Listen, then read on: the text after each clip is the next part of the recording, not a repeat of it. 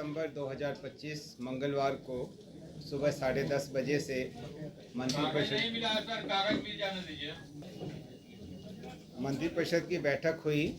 इसमें कुछ 48 मामलों पर स्वीकृति दी गई, जिनके बारे में मैं आपको बता रहा हूँ। अनुसूचित जाति एवं अनुसूचित जनजाति कल्याण विभाग के अंतर्गत नवसृजित 40 आवासीय विद्यालयों के लिए 10+2 तक के नए शैक्षणिक एवं गैर शैक्षणिक कुल 1800 पदों के सृजन की स्वीकृति दी गई। अनुसूचित जाति एवं अनुसूचित जनजाति कल्याण विभाग के अंतर्गत ही डॉक्टर भीमराव अंबेडकर आवासीय विद्यालय बैकुंठपुर गोपालगंज में 720 आसन के विद्यालय भवन के निर्माण की स्वीकृति दी गई, जिस पर 65,80,11,000 की प्रशासनिक स्वीकृति दी गई।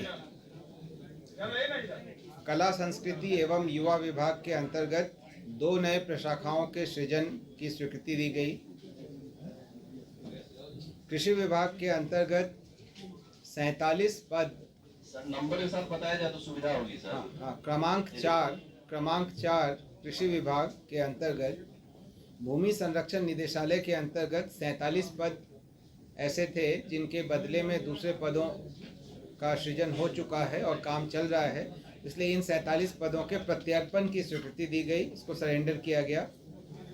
खेल विभाग में पटना प्रमंडलीय मुख्यालय में पुनपुन अंचल के राजस्व ग्राम डुमरी में 100 एकड़ भूमि अधिग्रहण हेतु 574 करोड़ 33,90,125 रुपए की स्वीकृति दी गई।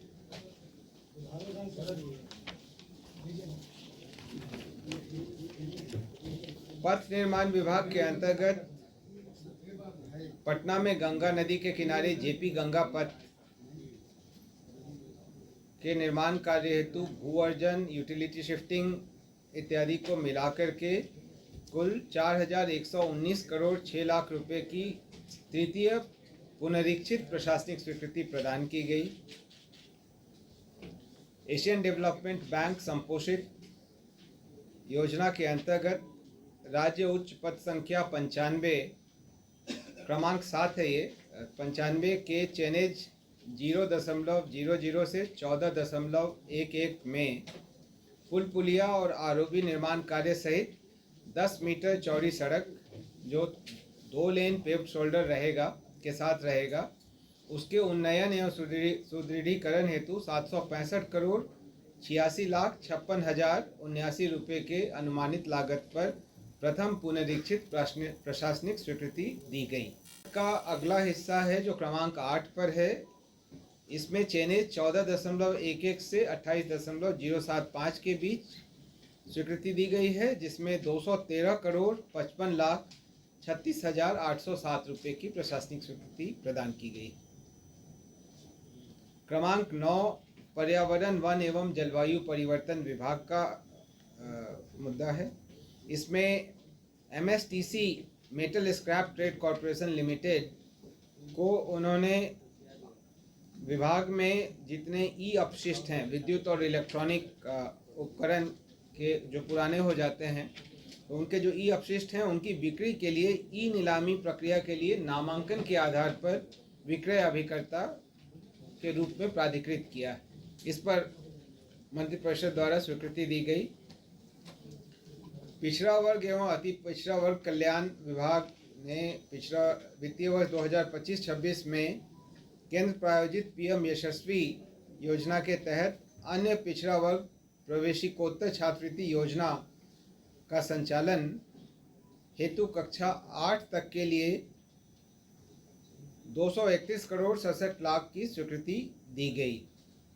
क्रमांक 11 पर पिछड़ा वर्ग एवं अति पिछड़ा वर्ग कल्याण विभाग का ही उसी योजना के अंतर्गत ये कक्षा 9 एवं 10 में अध्ययनरत छात्र छात्राओं के छात्रवृत्ति हेतु स्वीकृति दी गई। इसमें 55 करोड़ 50 लाख की प्रशासनिक स्वीकृति दी गई है और इस हद तक पूर्व के निर्गत संकल्प को संशोधित किया गया। पिछड़ा वर्ग एवं अति पिछड़ा वर्ग कल्याण विभाग का ही 12 नंबर पर जो उनका स्वीकृत हुआ है उसमें 520 आसन वाले अन्य पिछड़ा वर्ग कन्या आवासीय प्लस 2 उच्च विद्यालय महुआर बिहटा के भवन निर्माण हेतु 58 करोड़ 7,20,000 की स्वीकृति दी गई। क्रमांक 13 पिछड़ा वर्ग एवं अति पिछड़ा वर्ग कल्याण विभाग का ही है, जहां सारण जिला अंतर्गत 520 आसन वाले अन्य पिछड़ा वर्ग कन्या आवासीय प्लस 2 उच्च विद्यालय के भवन निर्माण हेतु पूर्व द्वारा में दी गई स्वीकृति को रद्द करते हुए नए सिरे से प्राप्त तकनीकी अनुमोदित प्राकलन उचित नहीं हो जाती। मद्य निषेध उत्पाद एवं निबंधन विभाग का ही अगला एजेंडा है। National e governance services limited के माध्यम से डिजिटल डॉक्यूमेंटेशन एग्जीक्यूशन सेवा राज्य में लागू करने हेतु मेमोरेंडम ऑफ अंडरस्टैंडिंग पर स्वीकृति दी गई। 18वां एजेंडा है योजना एवं विकास विभाग का जन्म मृत्यु रजिस्ट्रीकरण अधिनियम की धारा 30 द्वारा प्रदत्त शक्तियों का प्रयोग करते हुए बिहार जन्म और मृत्यु रजिस्ट्रीकरण नियमावली 1999 में संशोधन किया गया और बिहार जन्म एवं मृत्यु रजिस्ट्रीकरण द्वितीय संशोधन नियमावली 2025 बनाने की स्वीकृति दी गई। ये इसके बारे में मैं अपडेट कर दूंगा आपको एक बार। एजेंडा पूरा हो जाता है फिर नहीं, कोई बात नहीं। राशि का संशोधन किया गया है, जहां शिक्षा सेवा नियमावली में भी उन्होंने संशोधन किया है। दोनों जगहों पर संशोधन जो है वो AICTE के नॉर्म्स के अनुसार किया गया है। क्रमांक 29 पर भी विज्ञान प्रौद्योगिकी एवं तकनीकी शिक्षा विभाग का एजेंडा है, जिसमें स्वीकृति दी गई।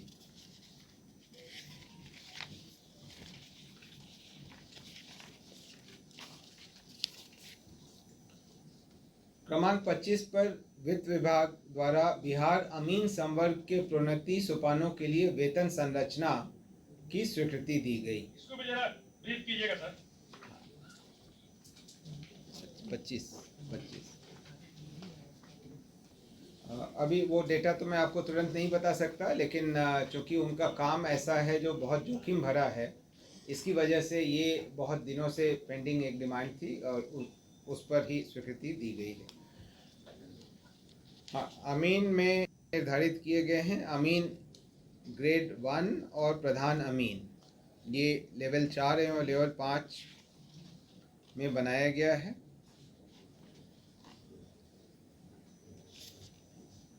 पहले से इसमें प्रोन्नति के सोपान नहीं थे, तो ये उनका प्रोमोशनल कैडर अब तैयार हो गया है।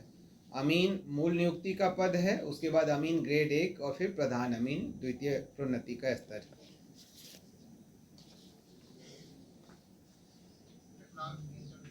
फिर वित्त विभाग का ही अगला एजेंडा है। BCF के स्थायी काय को अस्थायी रूप से 12,675 करोड़ 80 लाख रुपए निर्धारित किया गया है। ये अधिसीमा है जिस हद तक सरकार ये कर सकती है। विज्ञान प्रौद्योगिकी और तकनीकी शिक्षा विभाग का 27 नंबर पर एजेंडा है, जहां पर बिहार अभियंत्रण शिक्षा सेवा नियमावली में उन्होंने संशोधन किया है और उनका ही 28 नंबर का भी है, जिसमें पॉलिटेक्निक शिक्षा सेवा नियमावली में भी उन्होंने संशोधन किया है। दोनों जगहों पर संशोधन जो है वो AICTE के नॉर्म्स के अनुसार किया गया है। क्रमांक 29 पर भी विज्ञान प्रौद्योगिकी एवं तकनीकी शिक्षा विभाग का एजेंडा है, जिसमें 46 राजकीय पॉलिटेक्निक एवं महिला पॉलिटेक्निक संस्थानों में विभिन्न तकनीकी पाठ्यक्रमों के लिए कुल 177 पदों के अतिरिक्त सृजन की स्वीकृति दी गई और पूर्व से सृजित 44 पदों के प्रत्यर्पण की स्वीकृति दी गई। उसी प्रकार राजकीय अभियंत्रण महाविद्यालयों में क्रमांक 30 पर विज्ञान प्रौद्योगिकी और तकनीकी शिक्षा विभाग द्वारा विभिन्न कोटि के कुल 237 पदों की स्वीकृति दी गई एवं 192 पद जो अब उतने प्रासंगिक नहीं रह गए हैं उनके प्रत्यर्पण की स्वीकृति दी गई। बेसिकली जो उनका पढ़ाई का स्तर है जैसे मॉडर्नाइज हो रहा है तो नए पदों की आवश्यकता है और पुराने कई पद अप्रासंगिक हो गए हैं, उसी के लिए उन्होंने इसको किया। क्रमांक 31 पर शिक्षा विभाग का है, जहां पर बिहार राज्य विश्वविद्यालय सेवा आयोग अध्यक्ष एवं सदस्यों की नियुक्ति एवं सेवा शर्तें संशोधन नियमावली स्वीकृति दी गई।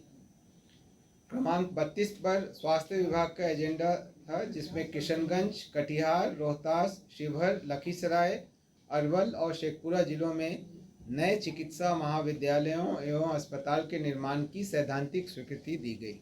स्वास्थ्य विभाग द्वारा ही अखिल भारतीय सेवा के सेवानिवृत्त पदाधिकारियों एवं उनके आश्रितों तथा पारिवारिक पेंशनरों की चिकित्सा व्यय प्रतिपूर्ति के संबंध में एजेंडा पर स्वीकृति दी गई।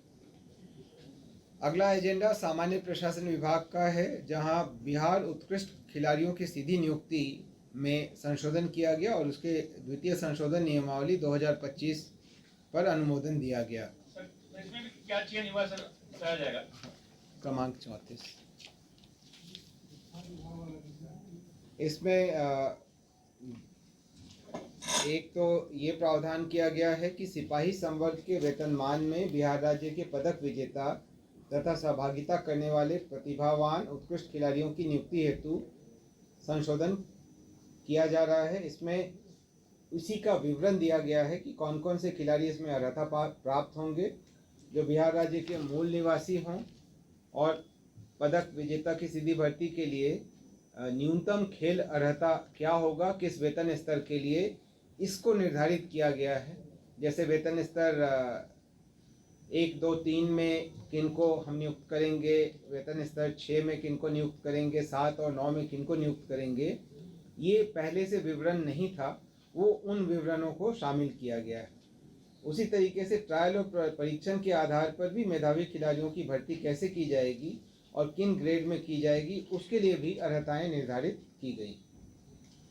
और विशेष मामलों में उत्कृष्ट खिलाड़ियों की भर्ती से संबंधित एक प्रावधान किया गया है, जिसमें यह लिखा गया है कि चयन समिति को इस प्रावधान के तहत उन खिलाड़ियों की भर्ती और चयन पर विचार करने का विवेकाधिकार होगा जिन्होंने असाधारण प्रदर्शन कर देश का गौरव बढ़ाया हो। तो ये सब इसमें किया गया है। और इसके अलावा भी कितने कितने किए जाएंगे, जैसे नियम 7(3) में ये डाला गया है कि किसी एक खेल विधा में एक वर्ष में 5 पुरुष और 5 महिला उत्कृष्ट खिलाड़ियों की नियुक्ति की जाएगी। उसी तरीके से दलीय स्पर्धा में यदि टीम के सभी सदस्य जिनके पास आवश्यक योग्यता है नियुक्ति या चयन हेतु आवेदन प्रस्तुत करते हैं तो चयन समिति टीम के सभी सदस्यों की नियुक्ति पर विचार करेगी। इस तरीके के ऐसे, चूँकि अब कुछ समय ये चल गया है यहाँ पे, तो जैसे जैसे नई चीज़ें समझ में आ रही हैं उनके अनुरूप प्रावधानों में